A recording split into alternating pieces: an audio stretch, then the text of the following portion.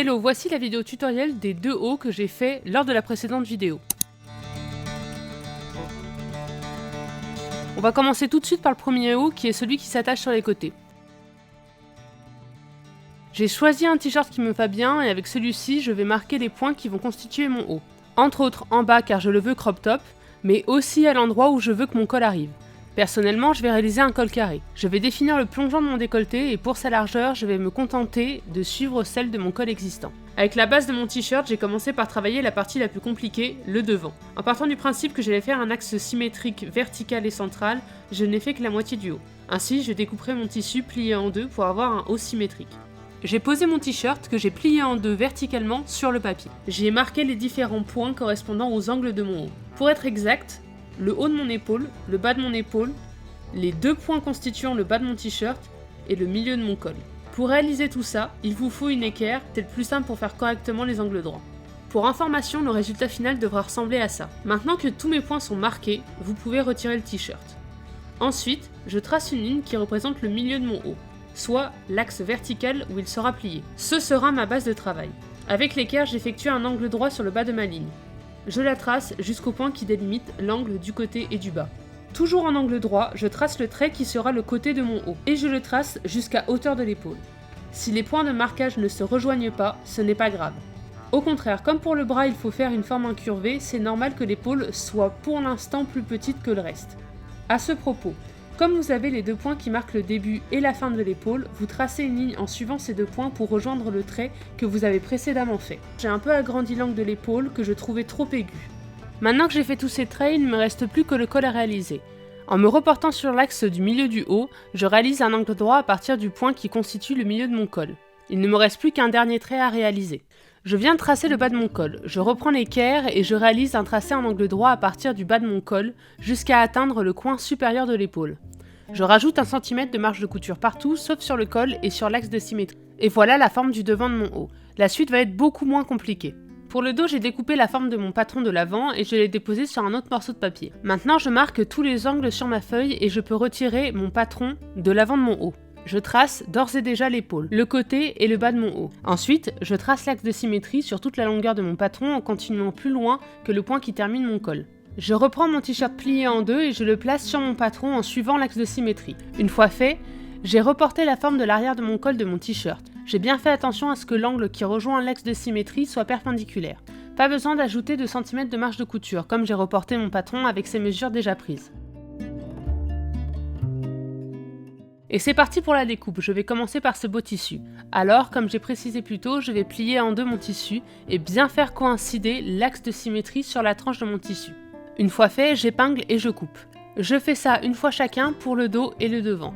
Maintenant, je prends du tissu pour la doublure. Si vous voulez suivre ce que je fais, on peut largement en prendre un tout simple, le doubler avec lui-même ou même le rendre réversible. Pour la doublure, j'effectue les mêmes étapes que pour le beau tissu.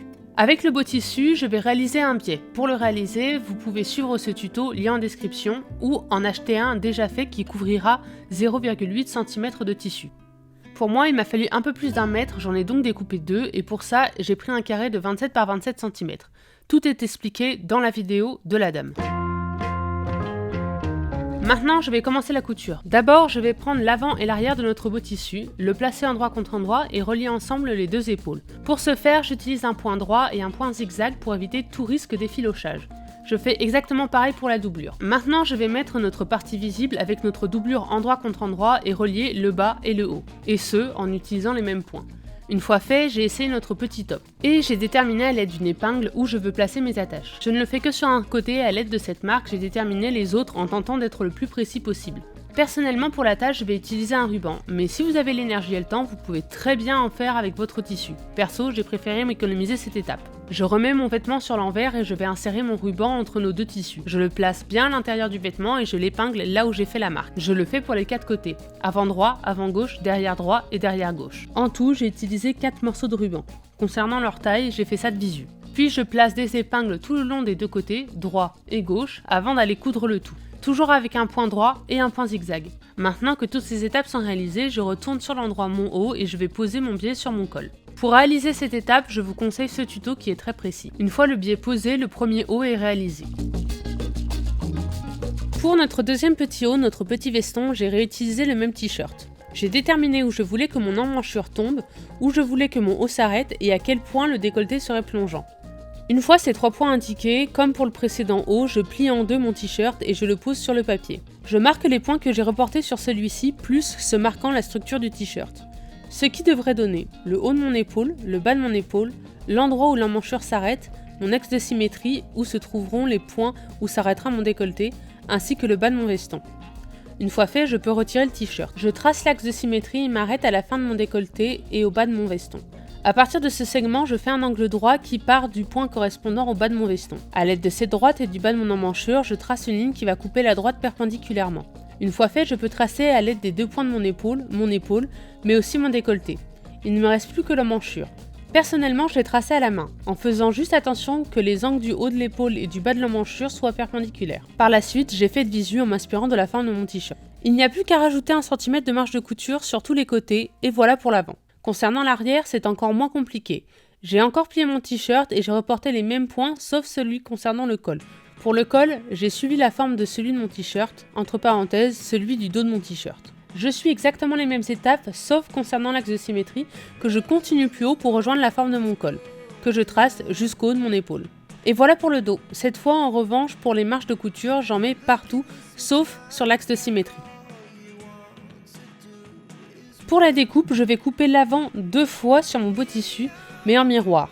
Pour ça, soit vous découpez une fois votre tissu avec le patron dans un sens, puis une autre en retournant votre patron, soit vous pliez en deux votre tissu, et vous n'avez cette fois pas besoin de suivre l'axe de symétrie. Il suffit de couper 2 épaisseurs de tissu. Pour ma part, c'est ce que j'ai fait. Concernant l'arrière, il faudra plier en deux le tissu et poser l'axe de symétrie de votre patron sur la pliure, comme expliqué dans le précédent tutoriel. Et il faudra répéter l'opération sur un tissu de doublure. Pour la couture, je m'y suis pris autrement. J'ai commencé par la partie avant-droit. J'ai pris ma doublure et mon beau tissu que j'ai mis endroit contre endroit. J'ai aussi pris le ruban qui me permettra d'attacher à l'avant mon haut. Je l'ai donc placé à un endroit qui me semblait correct et je l'ai inséré entre mes 2 tissus. Puis j'ai épinglé partout sauf à l'épaule et aux côtés de la veste. J'ai fait exactement pareil pour la partie de gauche et maintenant je vais coudre tout ça. Il ne me reste plus que l'arrière. Les 2 tissus endroit contre endroit, j'épingle tout sauf les épaules et les côtés. Et je couds. Une fois que c'est fait, je retourne toutes mes parties. Un petit coup de fer à repasser, et maintenant, je vais passer à l'assemblage de tout ça. Toujours endroit contre endroit, je place mes éléments et relie les épaules avec les épaules et les côtés avec les côtés. Je couds, et à vrai dire, c'est tout.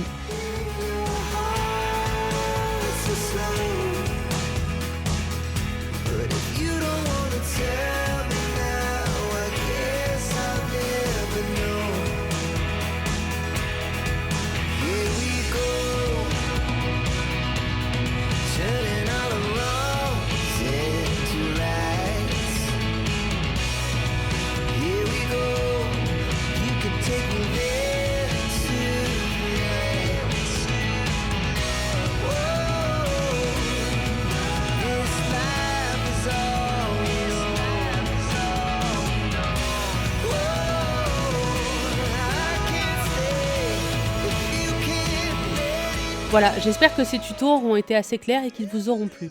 Moi, je me suis bien amusée à faire tout ça, sur ce je vous laisse et je vous dis à une prochaine vidéo.